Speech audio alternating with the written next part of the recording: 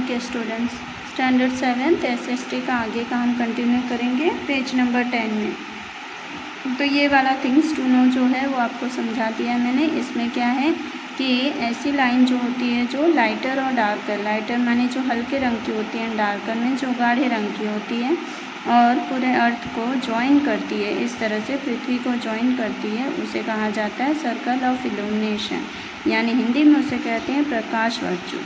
अब varying lengths and days of nights, अब जो दिन होते हैं वो और रात जो होते हैं उनकी जो लेंथ होती है वो क्यों डिफ़र होती है या क्यों अलग अलग होती है। The rays of the sun fall vertically on the tropic of cancer on 21 June and on the tropic of capricorn on 22 December.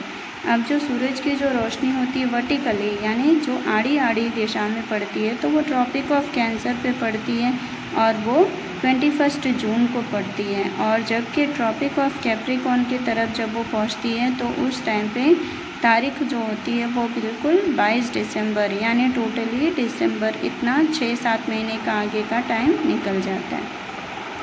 Wherever the rays fall vertically, days are longer, and wherever they are slanting, days are shorter. अब जहाँ जहाँ vertically यानी कि आड़े आड़े में जो रोशनी पड़ती है वहाँ के दिन लंबे होते हैं, and wherever they are slanting, अब अगर तिरछी दिशा में, स्लैंटिंग यानी तिरछी पड़ती है तो वहाँ के जो दिन होते हैं वो छोटे होते जाते हैं। The two topics are in opposite hemispheres, और इसी तरह दो अलग अलग जो टॉपिक्स होते हैं वो टोटली टाइम इसलिए इतना कवर होता है क्योंकि वो बिल्कुल ही अपोजिट दिशा में, जैसे एक उत्तर में है तो दूसरा दक्षिण में होगा, या एक पूर्व में है तो दूसरा जो है वो पश्चिम में होगा। ये रहा ट्रॉपिक ऑफ कैंसर जो है that is in east part, and tropic of capricorn जो है वो साउथ पोल में है। Varying lengths of days and night, अब डेज एंड नाइट्स जो लेंथ वाइज क्यों डिफ़र करते हैं वो यहाँ पे दिया है। The seasons in the northern and the southern hemisphere are opposite, और इसी तरह जो सीज़न तो मौसम जो होते हैं वो नॉर्थ में यानी उत्तर भारत में अलग होते हैं और सदर्न पार्ट्स में अलग होते हैं। Look at the diagram and answer the following questions. अब इस डायग्राम को देखकर यहाँ पर कुछ क्वेश्चंस दिए हुए हैं, उनके आंसर्स आपको देने हैं। Now will come to seasons. Seasons क्या होते हैं? सीजन्स माने मौसम। मौसम क्या है? The earth rotates on its axis in the same direction while revolving around the sun on its orbit. अब अर्थ जो है, पृथ्वी जो है वो जब रोटेट करती है यानी जब वो घूमती है और अपनी खुद की सेम डायरेक्शन में एक ही दिशा में वो घूमती रहती है सन के आजू बाजू, तो वो उसके अपने ऑर्बिट में घूमती है ऐसा माना जाता है। Due to this the north pole faces the sun at regular intervals, और इसीलिए माना जाता है कि जो नॉर्थ पोल होता है यानी उत्तर पार्ट जो होता है वो सन के कांटेक्ट में ज़्यादा आता रहता है हर थोड़ी थोड़ी देर में।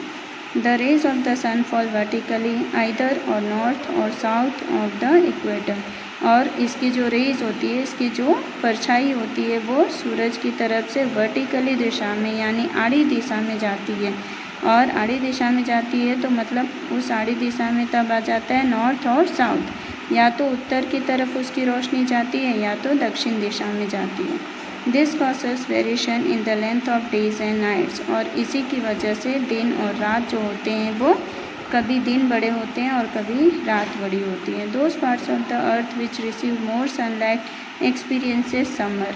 अब ऐसा जो पार्ट होता है जहाँ पे सूरज की रोशनी ज़्यादा पाई जाती है या ज़्यादा देर तक पाई जाती है उस भाग में समर होते हैं यानी गर्मी के मौसम। While those that receive less sunlight experiences winter, और जिस भी पार्ट में सूरज की रोशनी कम होती है उस भाग में विंटर होते हैं, विंटर यानी ठंड के दिन।